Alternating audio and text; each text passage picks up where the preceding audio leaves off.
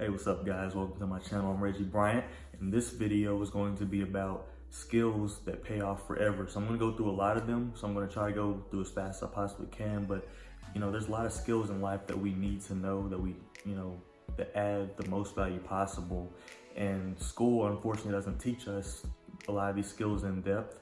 And we just go throughout life, a lot of people, without even knowing any of this. And so I just really want to express and show the skills that I've learned in the past and that I've learned through other people and through books and through podcasts and hopefully help improve some of your lives. So if this excites you, if you're anything like me and you just want to improve in all aspects of life and you just want to get to that next level, keep watching.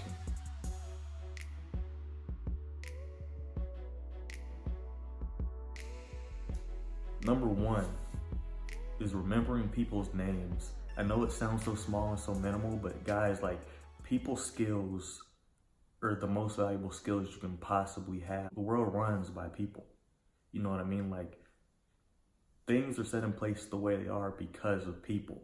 So remembering people's names, as small as that sounds, people will be impressed with your amount of recall because it makes them feel important that you remember their name. It makes you a better conversationalist. It makes you a better communicator. It makes you just better in all those aspects just by remembering their names. And when I read How to Win Friends and Influence People for the first time, it really hit me because I've always been, ever since I started my career, I've been in management, and I'd be over like 44 people and 56 people here, and it would be like so hard for me to remember certain people's names. But the moment I started actually being intentional about remembering names, I was better to hold much better conversations, and I was able to get more stuff done. Remembering people's names will take you a long way.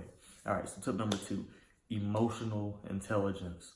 I cannot stress this one enough. It's more important than IQ. It's more important than getting good grades. If you're an emotional train wreck, it's going to be hard for you to get anywhere in life. If you let your emotions get to you in any aspect of your life, it affects it.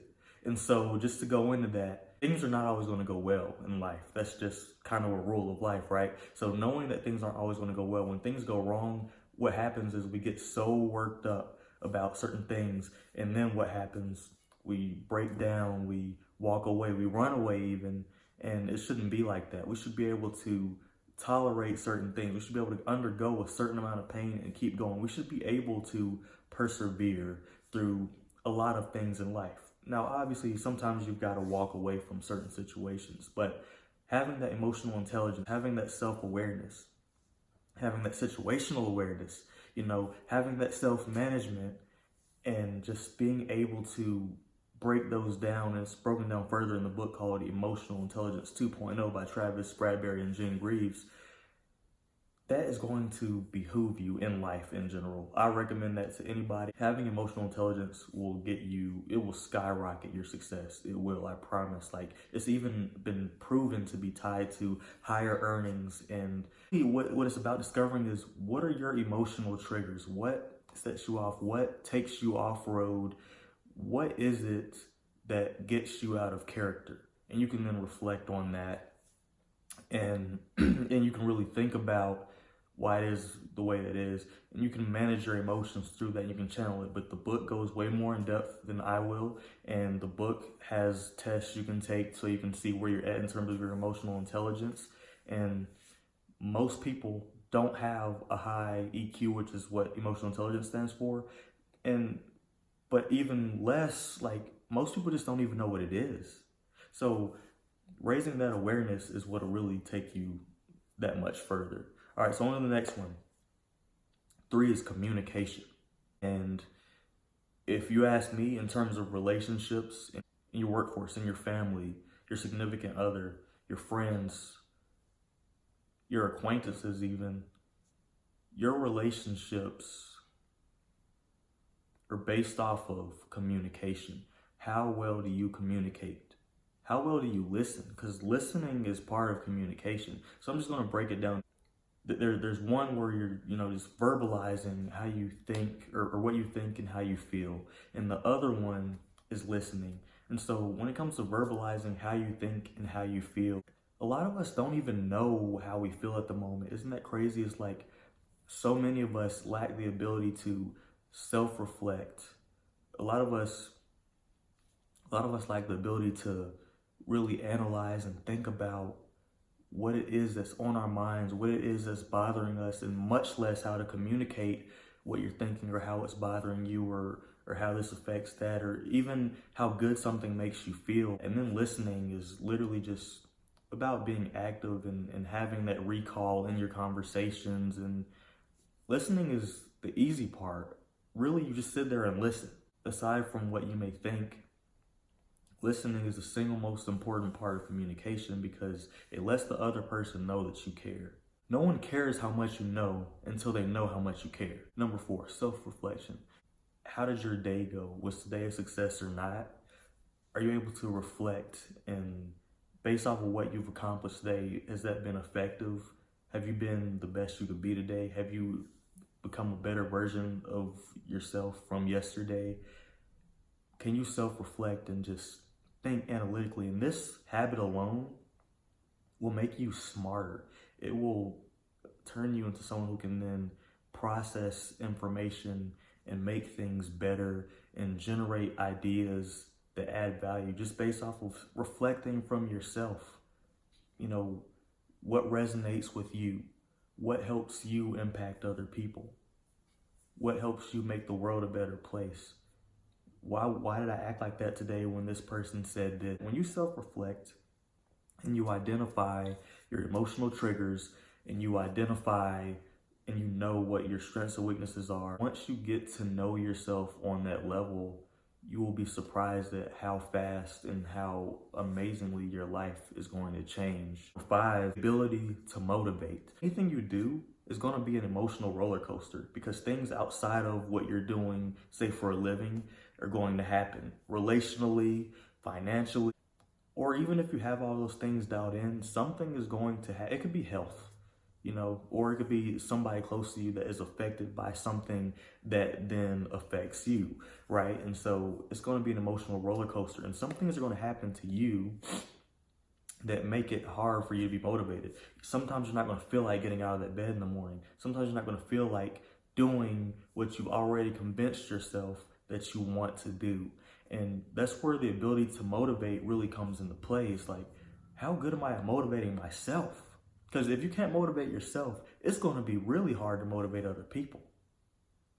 That means the only time you'll ever be able to motivate other people is when you're not going through something. And that is a dangerous place to be in, because the moment you do go through something, that's when everything's going to change and they're going to see a totally different you. And that's not what you want. The ability to motivate even yourself through pain, leading yourself through pain, through turmoil, through trials, through all these obstacles of life, you can really motivate other people. They may not remember what you said, but they're definitely going to remember you and how you made them feel. So just think about that. Number 6, oh my goodness, time management. I don't care what you do, this will never not be valuable. It comes down to knowing what your goals are, because time management, let's be honest, is honestly around goals. Like if you want to achieve this much in this amount of time, you have to do this. You want to graduate within 4 years, okay, that means I have to do this, I have to do this. And then if you want to add work onto it, that means you really have to manage your time. Like, okay, I get off at this time, I have to study this time. The skill of time management is more of self-management. You can't manage how fast time goes by, but you can manage yourself. You can manage how fast you do things. You can manage the manner of which you do things. And that is time management. And really what it's set around is breaking down your goals into smaller pieces. That's going to help you manage your time. And then guess what? You assign times to those little things, to those little tasks. And before you know it, you've achieved your goal well before you've ever planned to, or before you've ever thought you could achieve them. Adaptability. How fast can you adapt? Adaptability is a way of thinking. It's like people who are really good at adapting have a very distinct way of thinking, and they know how to think very well, very effectively, and very intelligently to put them in a position that if all these things go wrong, they can adapt. And it comes from planning effectively, concise and clear plans that if things go wrong, it's easy to adapt. Can you think of, okay, this is gonna slow me down, but this is not gonna stop me. Like, instead of just giving up, can you adapt and then just keep going? Are you able to do that? Are you able to figure out what the flaws in your previous plan were and then make a new plan and then get up the next day like it didn't even happen? That's what adaptability is. And if you can't adapt, you can't survive. Number 8 is intentional learning. This is actually one of the skills that makes people learn things 10 times faster. And so part of intentional learning is knowing how you learn. Are you a visual learner? Are you an auditory learner? Are you better in a classroom? Are you better online? How do you retain information? Understanding how you think as a person and how you retain information. And the second piece of that is being intentional about it. So, for example, I read every day, but I don't read just to read. I read for a certain amount of time every day, and then I take notes on what I learned and I put it in my notes app on my phone.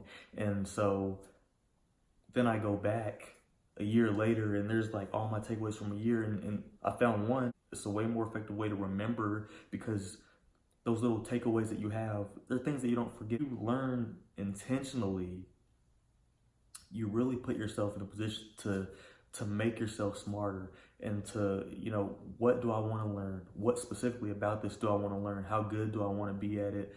Do I know anybody who knows anything about this? Do I know anybody who's successful in this? Can they help me out with this? What books can I read about this? What kind of podcasts can I listen to about this? And understanding that about yourself is going to pay off forever, like guaranteed. Number 9 is self-respect. It's really about knowing your worth, knowing your value, knowing when to walk away from situations, because you should not ever allow anybody to walk over you or make you feel like you're less than they are, despite of your status level is or what car you drive, where you live. It doesn't matter. Having self-respect, having confidence, and knowing who you are as a person and knowing what you're willing to accept and what you're not willing to accept, that's how you know when to walk away from certain situations. It could be a job. It could be a person.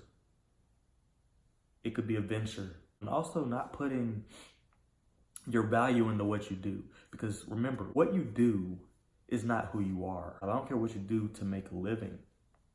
That is not who you are. So when you put your worth into what you do, anytime things go bad in what you do, you're going to feel like a failure. You're going to feel small. You're going to feel worthless. I've been there. So having that self-respect is really going to take you far. And then last but not least, the ability to simulate outcomes. And this is set around decisiveness, because obviously none of us can tell the future, right? But sometimes we have to make judgment calls in the midst of uncertainty. And so what do? You have to use the information that's readily available to you. So really all the information that you have right now is what you base that decision off of. The ability to simulate outcomes comes with experience. And this is why I put it last on the list, because it's going to take probably the longest out of all these skills to develop. But once you get it, you're going to have it, you know what I mean? And so with that experience, like, okay, in the past, this is the pattern of how things turned out when I made this decision. Or this is the pattern of how things turned out when this specific thing happens. And it's just like being very analytical, very strategic about what you do. It's not about thinking yourself out of things. It's about being strategic in your planning. Whether it is with people, like I'm talking in every aspect of your life. You can simulate outcomes with relationships, with, business ideas that you may have, with speeches that you might be giving, whatever it is in life. It could even be, I think this joke will be funny because last time I did this or said something similar, I got a similar reaction. And so when you have these 10 skills, guys, they will pay forever. That's what I have for you today. Guys, this video added value to you. Hit subscribe, give me a thumbs up. Make 2 videos every single week about personal growth, intentional living, and success. And I'd love to have you for the next one. Thank you so much. I'll see you next time.